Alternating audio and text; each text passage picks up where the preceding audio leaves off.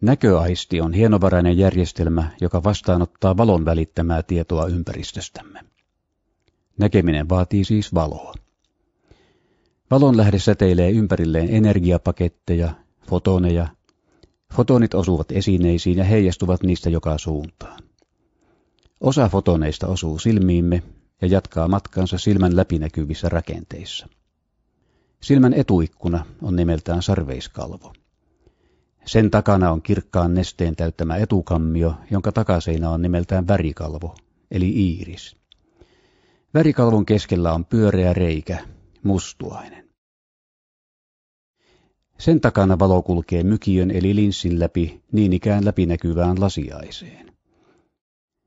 Silmän takaosan sisäpintaa verhoaa verkkokalvo, joka on tämän silmänimisen kameran filmi. Siellä valolle herkät valoaistinsolut reagoivat saapuviin fotoneihin ja synnyttävät pieniä sähkösykäyksiä. Hermosolut kuljettavat nämä viestit ensin pitkin verkkokalvoa näköhermoon ja edelleen näköjuosteisiin. Isoaivojen näkökeskuksissa ne tulkitaan ja käsitellään, syntyy näköaistimus.